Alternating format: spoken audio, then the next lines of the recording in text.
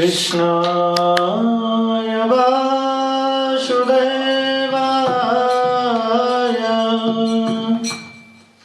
हरे परमात्मने प्रणतक्लेशनाशाय गोविन्दाय नमो नमः। गोविन्दाय नमो नमः।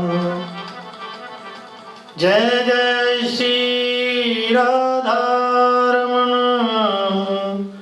जय जय नवल किशोर, जय गोपी चित चोर प्रभु,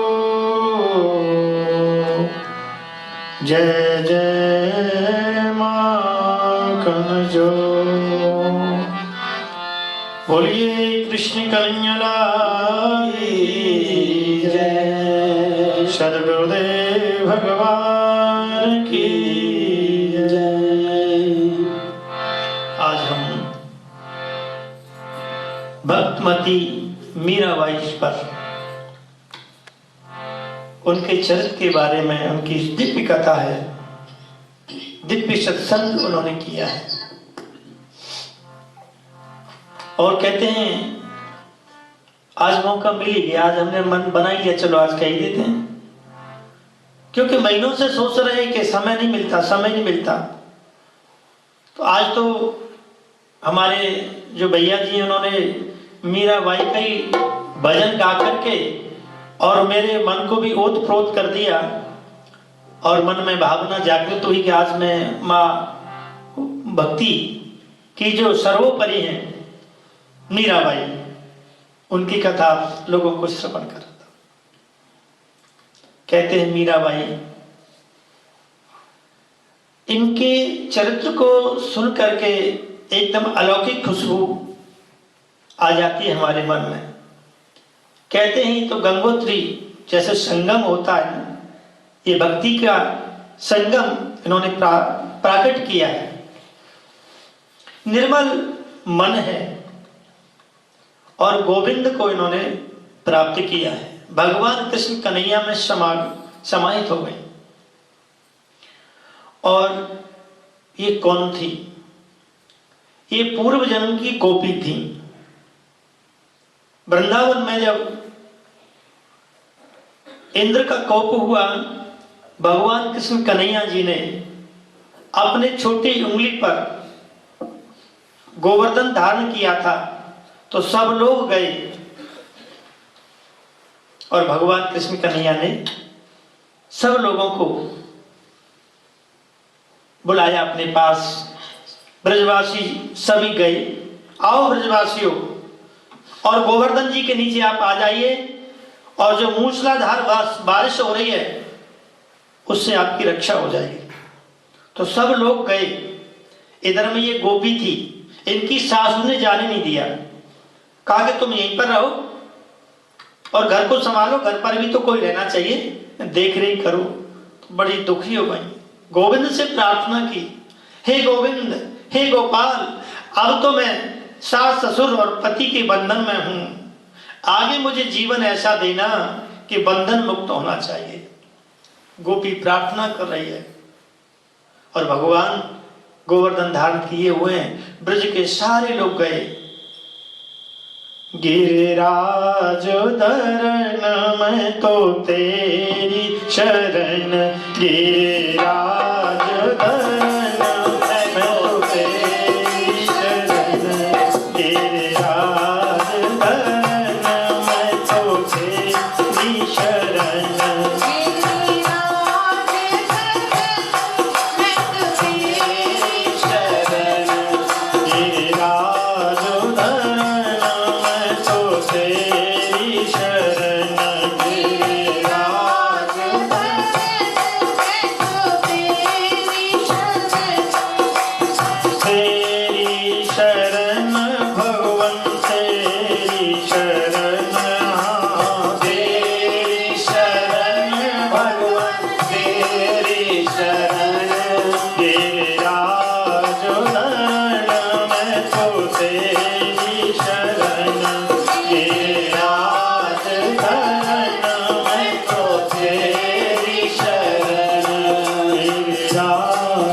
शरण मैं तो तेरी शरण। सब ब्रजवासी खुश हो रहे थे और कन्हैया के पास में थे, और ये विशेष जो गोपी थी अंदर घर में घुट रही थी, भगवान से प्रार्थना कर रही थी, हे प्रभु, हे गोविंद, हे माधव, आगे जीवन मुझे दें तो स्वतंत्रता का जीवन दें। इधर में वही कहते हैं अंत के समय पर हमारा मन जिसमें लग जाता है वही पुनर्जन्म का कारण होता है। और वही गोपी क्या बनी दूसरे जन्म में आकर के? मीराबाई। इनका जन्म 1448 ईस्वी में हुआ। पिता का नाम था राम रतन सिंह और माता का नाम बीर कुमारी, और दादाजी थे राम दूधन, इनके दादाजी थे। ये पूर्व जन्म की जो गोपी बनकर के मीरा और मेड़क में आई, और इनका जब जन्म हुआ तो कहते हैं इनकी भक्ति खुली किताब की तरह, इन्होंने भगवान से प्रीति की है और दुनिया की परवाह नहीं की, और भगवान का ध्यान किया।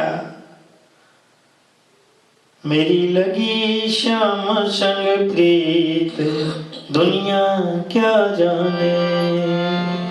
संसार की परवाह नहीं की, और संसार की परवाह करेंगे तो हम कुछ कर नहीं पाएंगे। संसार की ओर नहीं देखा और भगवान से प्रीति की। मेरी लगी श्याम संग प्रीति दुनिया क्या जाने। मेरी लगी श्याम से प्रीति दुनिया क्या जाने। मेरी लगी श्याम संग प्रीति दुनिया क्या जाने। मेरी लगी श्याम से प्रीति दुनिया क्या जाने।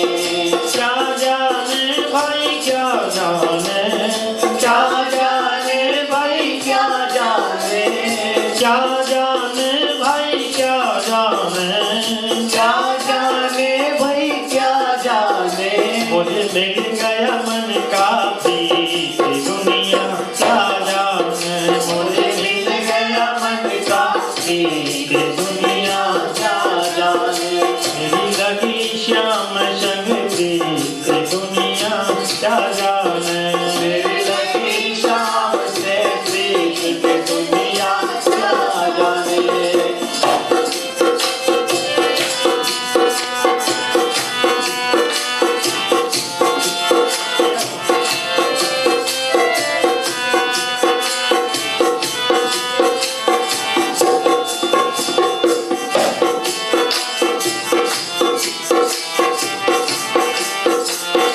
छवि लगी मैंने शाम की जब से, छवि लगी मैंने शाम की जब से, भाई बावरी में तो तब से, भाई बावरी में तो तब से, भाई बावरी में तो तब से, भाई बावरी में तो तब से।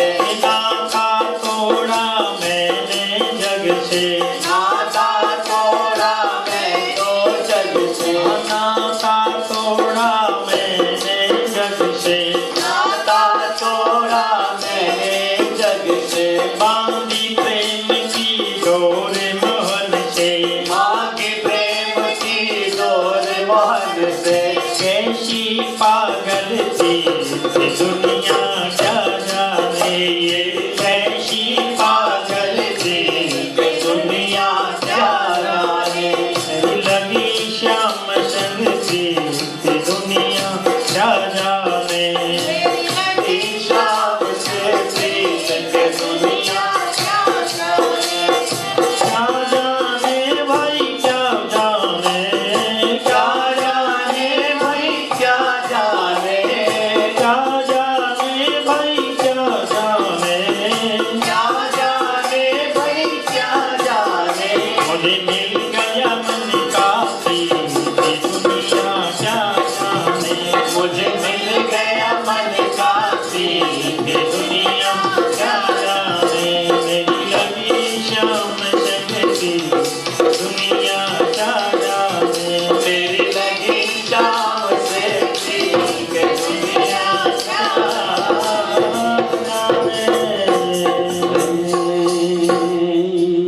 से नाता तोड़ दिया, ऐसी उनकी भक्ति और प्रसिद्धि हुई। तब जब ये जन्म हुआ मेरठ में, छोटी बालिका थी, और छोटी बालिका और छोटा बालक, इनके मन में कोई चीज बैठ जाती तो उसे प्राप्त करके मानते हैं।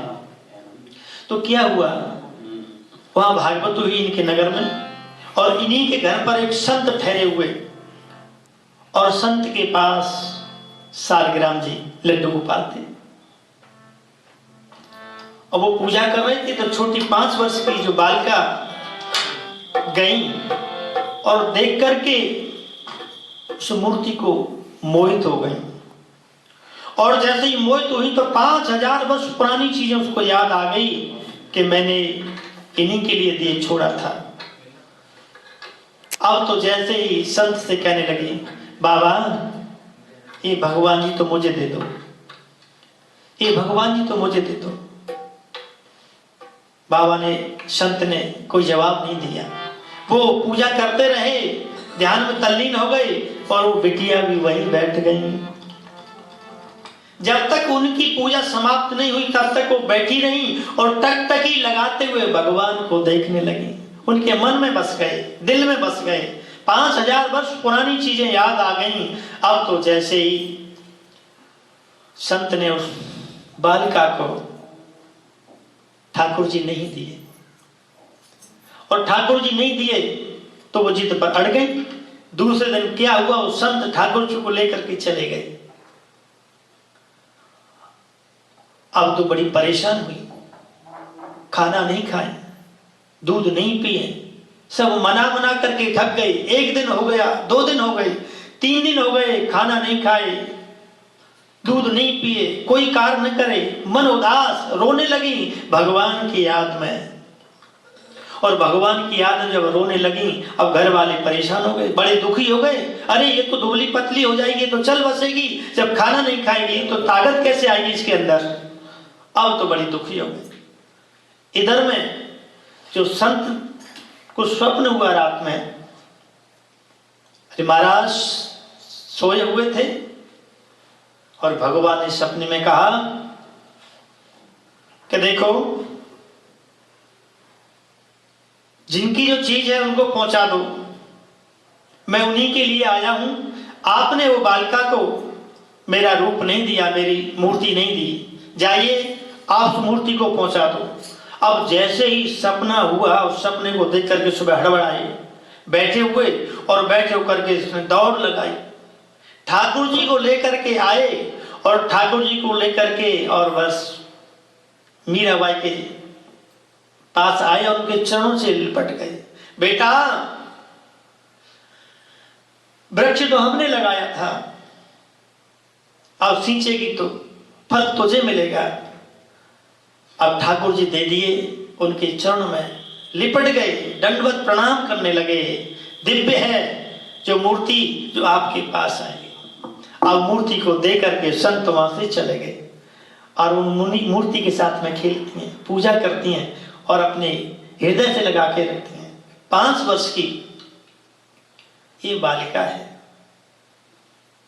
अब क्या होता है, नगर में जब कोई काम होता है, शादी विवाह होता है, तो बच्चे छोटे छोटे देखने के लिए जाते हैं, लालायित रहते हैं, उत्सुक रहते हैं। तो अपनी दादी के साथ गई, विवाह को देख रही हैं, विवाह में उत्सव हो रहा है और दूल्हा चढ़ करके जा रहा है, घोड़ी पर बैठा है। देखने लगी, मन में उत्सुकता हुई, दादी ये क्या है, कि विवाह हो रहा है। तो दादी से बोली कि मेरा विवाह कब होगा। अब तो दादी जी ने अनमने मन से वैसी कह दी, मन बहलाने के लिए। अगर कोई बच्चा कोई चीज पूछता है तो उसका मन बहलाने के लिए अनेक यत्न करते हैं, प्रयत्न करते हैं। अब वो जिद अड़ गई, ये शादी हो रही है तो मेरी शादी किससे होगी। बालिका है, दादी ने कहा चलो समझा, तेरी शादी ठाकुर जी से होगी, गिरधर गोपाल से होगी। उसी दिन से मन में पक्की प्रीति जमा ली और अपने गोपाल को ही अपना सर्वस्व मान लिया। तभी से भगवान कृष्ण कन्हैया को अपना सर्वस्व मान करके और उन्हीं के साथ और भजन करने लगी, रहने लगी। अब हुआ क्या, अब जिस बड़ी हुई, धीरे धीरे जब बड़ी हुई तो विवाह इनका किया गया। जब विवाह हुआ तो कहते हैं मेड़क गांव में, और जन्म भी ऐसे स्थान पर दिया जहां सूखा ही सूखा। तो कहते हैं भक्ति की धारा से ये सारोवार कर देंगे। इनके आंसुओं से पूरा मेड़क और पूरा राजस्थान कहते हैं भीग जाएगा कि भक्ति की तीव्रता है इनके अंदर। अब तो मीराबाई की शादी जब हुई तो भोजराज के साथ में इनकी शादी हुई, और बहुत सीधे बंदे थे, बहुत अच्छे थे। और जब शादी हुई तो फेरे पड़े, ठाकुर जी को गोद में लेकर के इन्होंने फेरे डाले।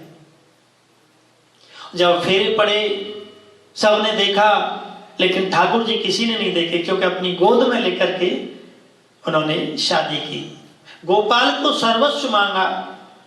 अब शादी हुई तो भोजराज जी के साथ में जब गई तो कहते हैं हमारे यहाँ रीति रिवाज होती हैं, रस्म होती हैं, और रस्म जब होती हैं तो देवताओं का पूजन कराते हैं, मंदिर में ले जाते हैं। तो पूजन के लिए मंदिर में ले जाया गया। अब सब सासू जी है, ननद हैं, उन्होंने कहा कि भोले बाबा के अपना मस्तिष्क नवाओ, माथा टेको, तो नहीं टेका। एक बार कहा, दो बार कहा, तीन बार कहा, किसी की नहीं सुनी। क्यों? जाहि लगन लगी हरि नाम की, जाहि लगन लगी हरि नाम की। ध्यान भगवान का हमेशा करती रहती थी। उनके ध्यान में तो कन्हैया थे, और उनकी एक एक चीज पर ध्यान पे नाचती रहती थी और कहती कन्हैया मैं तो नाचूंगी, तेरी मुरली पे श्याम मैं तो नाचूंगी, तेरी मुरली पे श्याम मैं तो नाचूंगी, तेरी मुरली पे श्याम मैं तो नाचूंगी, तेरी मुरली पे श्याम मैं तो नाचूंगी, तेरी मुरली पे मैं तो श्याम नाचूंगी।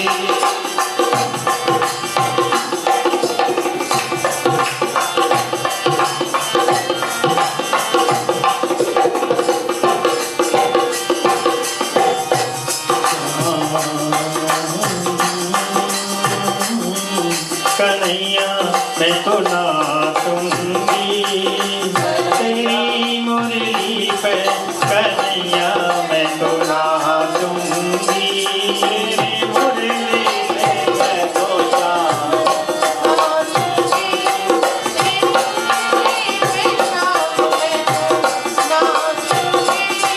कन्हैया मैं तो नाचूंगी, तेरी मुरली पे कन्हैया मैं तो नाचूंगी, तेरी मुरली पे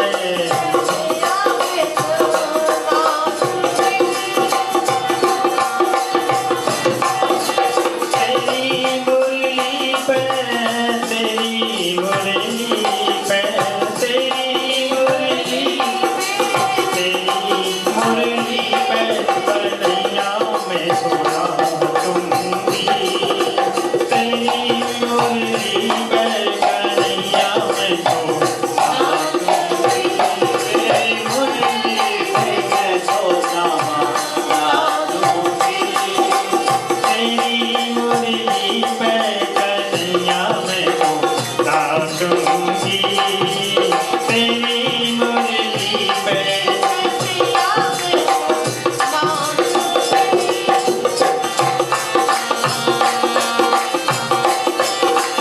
मुरलिया जब उनकी बजती है, ध्यान मीराबाई को पूर्व जन्म का याद रहता है, और उनकी जो ननद है कहते भाभी माथा टेको, नहीं खड़ी हो गई, नहीं टेका, और उसका ध्यान कहाँ पर है? कन्हैया जी में है मुरली का ध्यान। और मुरलिया कहाँ बैठी है? मुरलिया कदम गच्छु पे बाजे,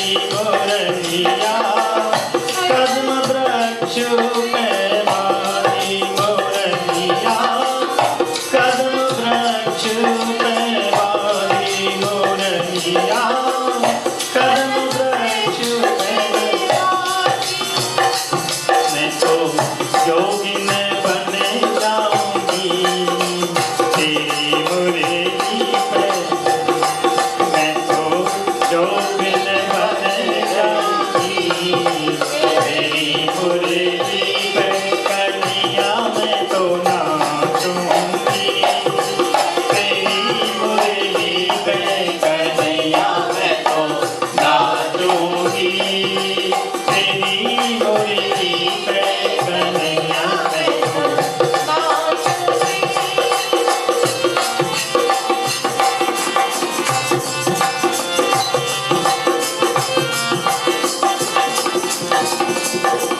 मीराबाई का ध्यान कन्हैया में लगा। अब तो जैसे ही माथा नहीं टेका, ननद चिल्लाने लगी, अरे ये तो बड़ी दुष्ट है, ये तो बड़ी पापिन है, ये भगवान का ध्यान भी नहीं करती, माथा भी नहीं टेकती, ये घर में कैसे निभेगी, ये तो बड़ी उल्टा है। और अनाप शनाप उल्टा सीधा बोलने लगी। और कहने लगी मेरा माथा नहीं निभेगा, ये मेरा तो केवल कन्हैया को, मेरे तो गिरधर गोपाल दूसरा न कोई, जाके सिरमोर मुकुट सोई पति, वही मेरा पति है। अब तो जैसे ही घर पर आ गए, उसी दिन से मन में खटास पैदा हो गई। ननद सास उनको दुष्ट कहने लगी, उल्टा कहने लगी, और उसी दिन से ईर्ष्या करने लगी, ये तो बड़ी जिद्दन है, ये तो बात हमारी मानती नहीं है। अगर बहू सास की बात मान ले तो बढ़िया, और बात नहीं माने तो घटिया। हाँ, बड़ी विचित्र बात है। सबके साथ में यही परिस्थिति हो जाती है, किसी की हाँ में हाँ करते रहो तो ठीक है, और उनकी बात नहीं मानो तो नहीं तो बड़ा बेकार पंडित है। हाँ, उनकी हाँ में हाँ कर दो, ये तो बड़ा बेकार आदमी है। और उनकी गलत बात पर भी अगर हाँ कर दी तो ठीक है, हाँ तुम सही कह रहे हो, बढ़िया कह रहे हो, तो तुम ठीक हो। नई नई शादी होके आई, और नई शादी जब हुई तो बहू घर का कोई काम नहीं करे, मोबाइल पे बैठी रहे। अब सासू जी ने सोचा, वो समझदार थी, कि अगर मैं अपने बेटे से कहूंगी तो बेटा लड़ेगा तो घर में कलह रहेगा। तो कलह को शांत करने के लिए सासू जी घर के सारे काम अपने आप करती, झाड़ू लगाती, खाना बनाती। लेकिन लड़के ने देखा कि मेरी बहू कुछ भी नहीं करती है, तो उसने कहा कि एक काम करता हूं, मैं अटकल लगाता हूं, मैं मम्मी के हाथ से झाड़ू छिना करके मैं झाड़ू लगाऊंगा, तो जो देखेगी तो शर्म लगेगी, तो ये करेगी। अब हुआ क्या, सासू जी बैठी, सासू जी झाड़ू लगानी, बहू बैठी और मोबाइल पे बैठी बैठी व्हाट्सएप पर चैटिंग कर। और हुआ क्या, बेटे ने कहा मम्मी आप रहने दो, माँ लाओ झाड़ू मुझे। इधर माँ ने जिद की, इधर बेटे ने जिद की, किला मैं लगाती हूँ। बेटा कहता नहीं मैं लगाती हूँ। बहू बोली लड़ते काय को, आज तुम लगा लो कल ये लगा लेंगे। लेकिन बहू पर बिल्कुल फर्क नहीं पड़ा। तो कहते हैं मीराबाई, उन पर भी किसी का फर्क नहीं पड़ा, केवल लगन लगी हरि नाम की, भगवान की प्रीति लगी, और भगवान को ही ध्याती 24 घंटे, और रोती थी भगवान की याद में। इधर में हुआ क्या, राणा विक्रम बहुत क्रूर प्राणी था, और मीराबाई के जो पति थे भोजराज बहुत सीधे थे। ये तल्लीन हो जाती थी, ऐसी लागी लगन मीरा हो गई मगन, वो तो गली गली हरि गुण गाने लगे। जब ये भगवान का नृत्य करती थी तो सिर से साड़ी हट जाती थी। इनकी ननद ने कहा भाभी जी हमारे परंपरा में ये अच्छा नहीं लगता, हमारे अंग को किसी और भी नगर के लोग नहीं देखते, और घर की तुम बहू और पर्दा में रहना होता है यहाँ पर, और आपके तो सिर से साड़ी खिसक जाती है, आपके अंग दिखने लगते हैं, ये हमारे अनुसार अच्छा नहीं है, ठीक नहीं करती हो। अब तो जैसे ही कोई भी बात नहीं सुनी, मीरा की तल्लीनता रहती, भगवान का भजन करती, और वो किसी की बात नहीं मानती। इधर में भोजराज जी ने विचार किया क्या करें, ये तो कोई देवी है, गलती से इन्होंने शादी कर ली है। मीराबाई से कहा देवी एक बात बताओ, आप भगवान का भजन करती हैं, गिरधर गोपाल का भजन करती हैं, तो आपको दर्शन देते हैं? हाँ बिल्कुल मुझे दर्शन देते हैं। तो आप मेरा दर्शन करा दोगी, मुझे भगवान का दर्शन करा दोगी? मीराबाई ने कहा दर्शन बिल्कुल करा दूंगी, लेकिन आपका और मेरा फिर दर्शन कराने के बाद कोई पति पत्नी का संबंध नहीं रहेगा। अगर इस शर्त पर अगर राजी हो तो मैं भगवान के दर्शन करा दूंगी। भोजराज जी तैयार हो गए, सोचने लगे संबंध तो आगे भी टूटना ही है, 50 साल बाद या 40 साल बाद मरे तो छोड़ करके तो फिर भी जाना है, अरे भगवान के दर्शन क्यों न करें जिससे मेरा मोक्ष हो जाए। बहुत सीधे प्राणी थे भोजराज। अब उन्होंने कहा कि तुम दर्शन करा दो, तुम्हारी शर्त मुझे मंजूर है। अब तो उन्होंने गोपाल जी के दर्शन कराए, और गोपाल जी के दर्शन कराए भोजराज जी ने वहीं प्राण छोड़ दिए। अब जैसे ही भोजराज की मृत्यु हुई, अब तो ननद साहब सब आ गई, कुलटा है, हत्यारन है, पापी है, और न जाने क्या क्या कहा, और आंसू बहने लगे, भगवान से प्रार्थना करने लगे मीराबाई मैं क्या करूं। अब तो राणा गद्दी पर बैठा, क्रूर था, निकृष्ट था, और इतना बैर मीरा जी से करता। और क्या किया उसने, कह दिया जाओ इस महल में इसका कोई ठिकाना नहीं है। तो एक भूत घर बना था, और भूत घर में इनको डाल दिया। जिस भूत घर में कोई जाता तो उसकी मृत्यु हो जाती, कोई जिंदा नहीं बचता था। विक्रम राणा ने मीराबाई को वहीं पहुंचा दिया, और मीराबाई ने क्या देखा, महल में जाले लगे हुए, गंदा पड़ा, उसकी सफाई की, और सफाई करके भगवान की मूर्ति लगाई। तो जितने भोजराज इनके पित्तीश्वर थे राणा परिवार के, बड़े खुश हो गए। जैसे ही मीराबाई के चरण पड़े, मीराबाई ने भगवान ठाकुर जी को स्नान करा करा करके चरणामृत पूरे महल में छिड़का, तो उनके जितने सारे पित्तीश्वर से वो सब तर गए मीराबाई के जाने से। कुलम पवित्रम जननी कृतार्था वसुंधरा च पुण्यवती चले। जिस घर में कोई भक्त हो जाता है उनकी 21 पीढ़ियां तर जाती हैं, और पित्तीश्वर बड़े तृप्त होते हैं। तो मीराबाई के जैसे ही चरण उस भूत घर में पड़े, तो उनके पित्तीश्वर आशीष देके चले गए, मीरा तुमने हमको तृप्त कर दिया, हम प्रसन्न हो गए, और आशीष दे दे करके चले गए। अब उस भूत घर में रहती हैं और सत्संग करती हैं।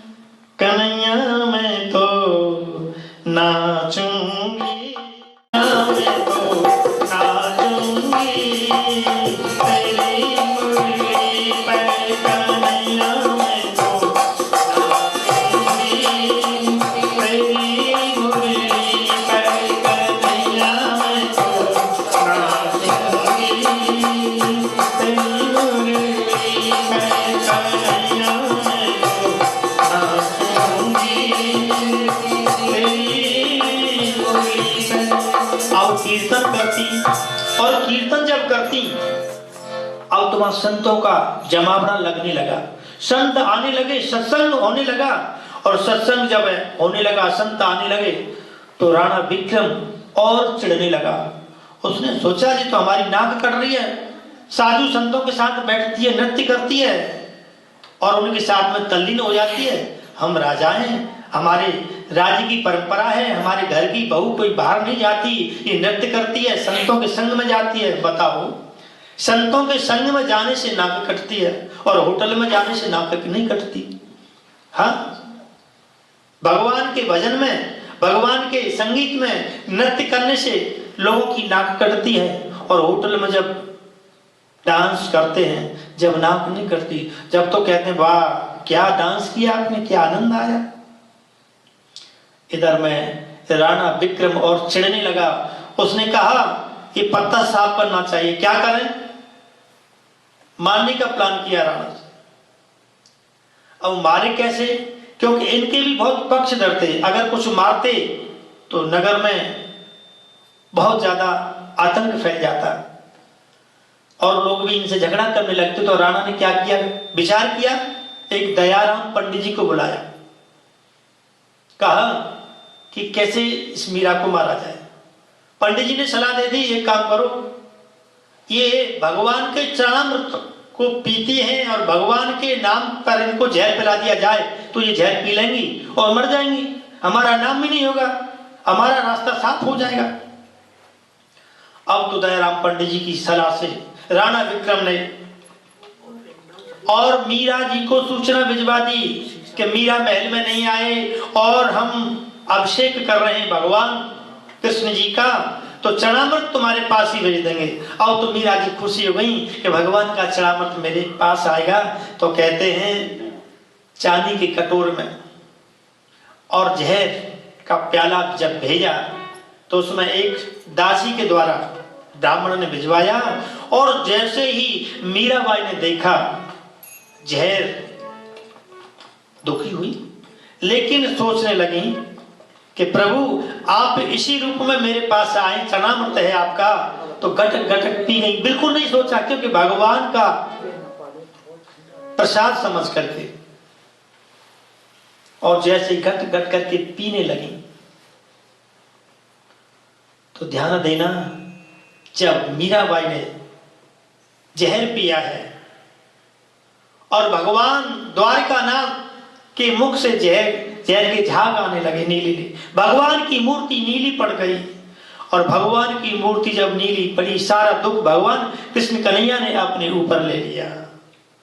अब तो मीराबाई समझ गई कि मेरे लिए जहर भेजा है, और राणा जी से कहने लगी, राणा जी जहर दिया जानी, राणा जी जहर दिया जानी, राणा जी जहर दिया जानी, राणा जी जहर दिया जानी।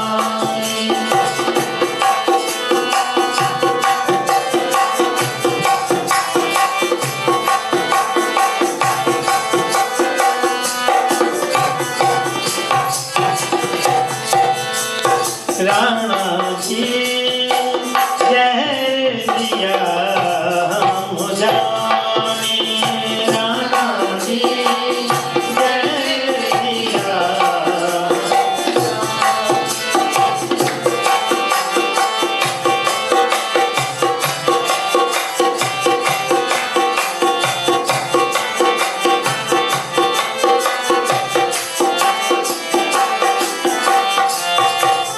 अपने घर को पर्दा कर लो, अपने घर को पर्दा कर लो, अपने घर को पर्दा कर लो, अपने घर को पर्दा कर लो।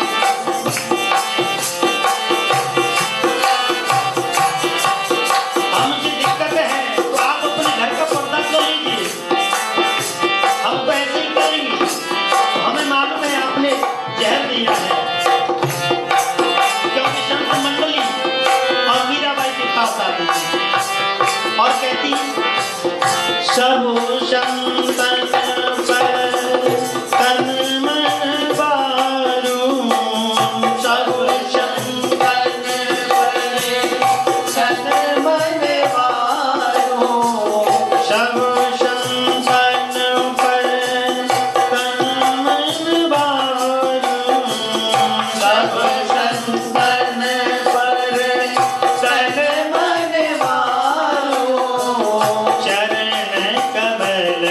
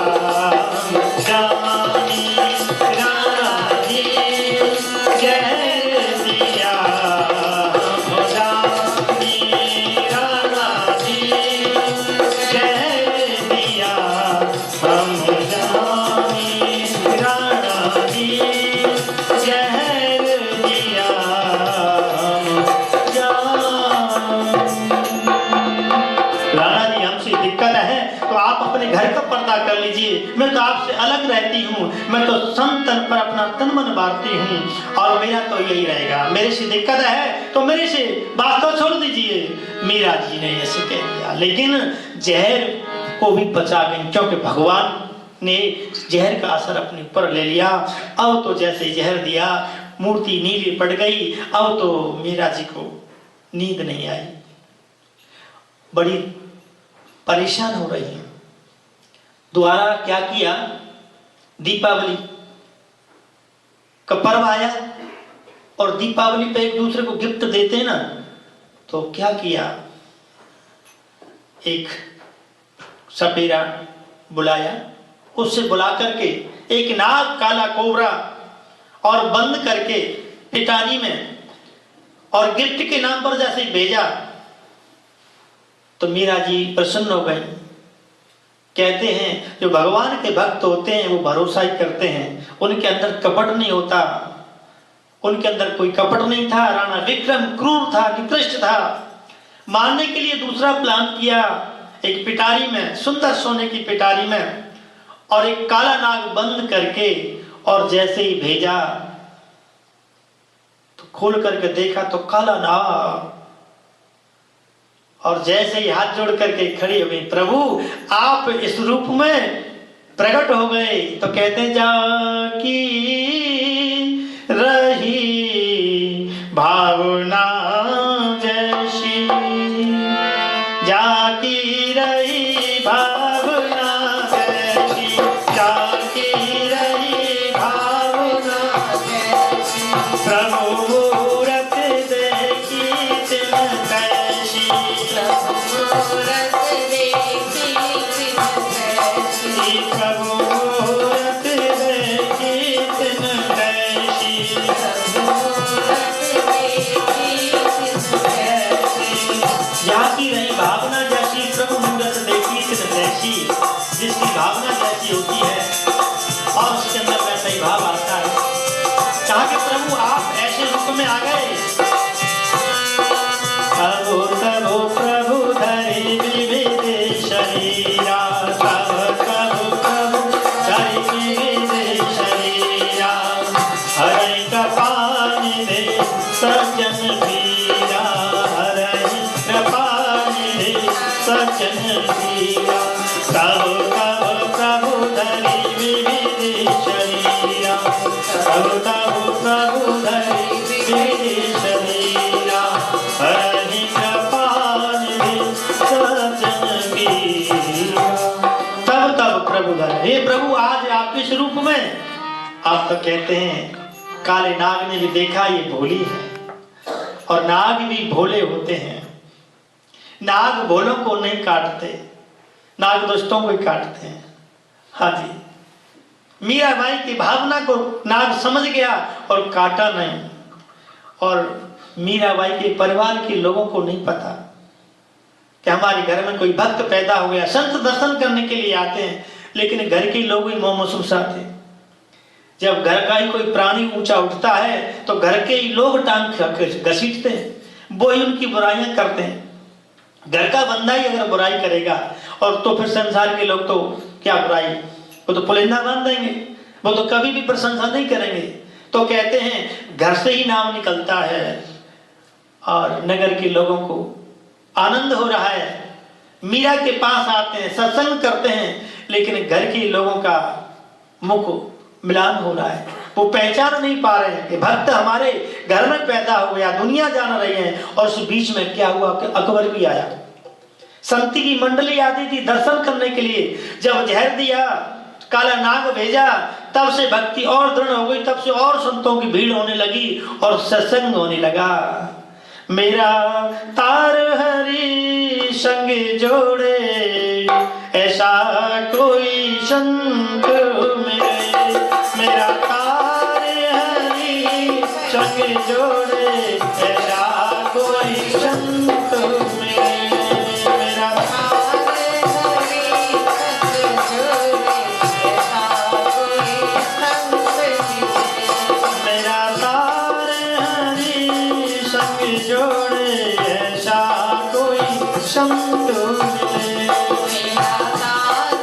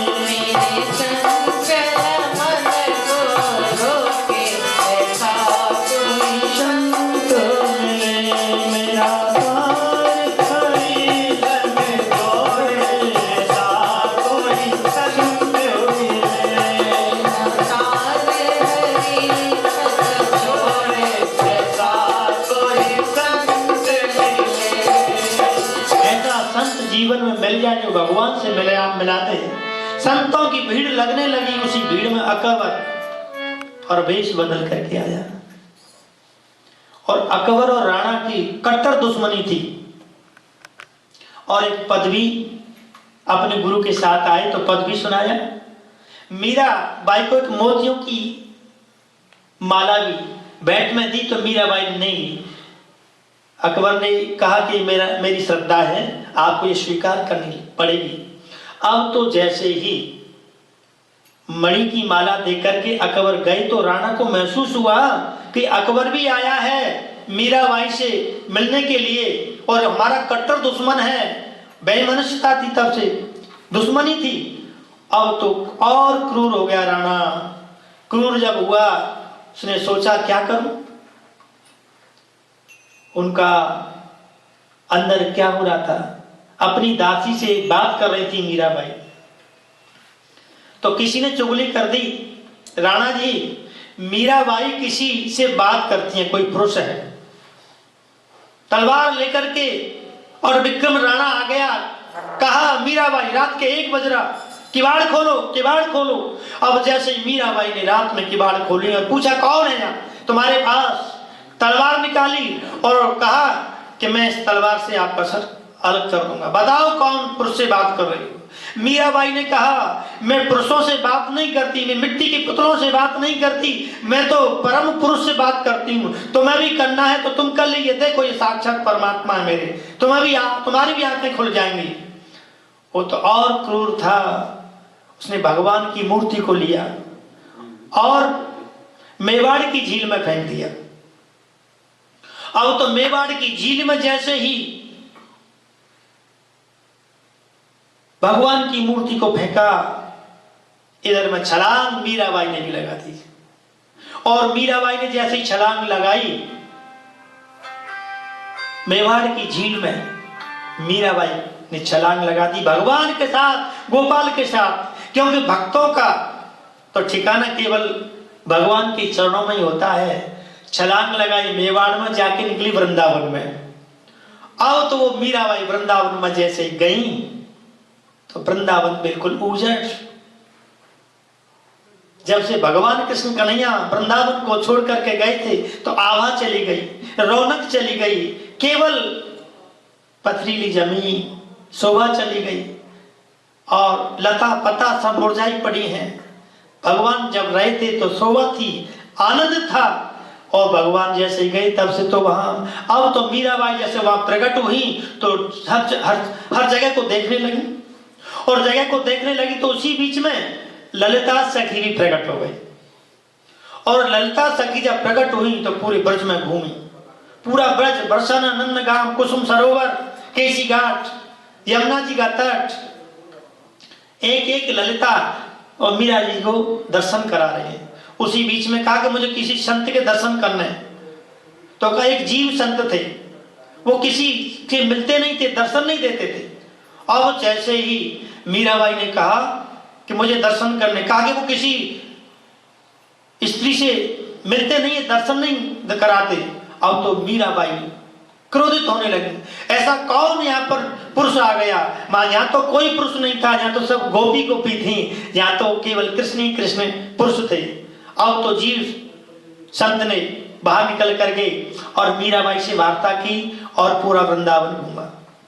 और वृंदावन जब घूमा तो कैसा है, आली मोही लागे वृंदावन में को चकीरी मोही लागे वृंदावन में को चकीरी मोही लागे वृंदावन में को चकीरी मोही लागे वृंदावन में को चकीरी मोही लागे वृंदावन में को चकीरी मोही लागे वृंदावन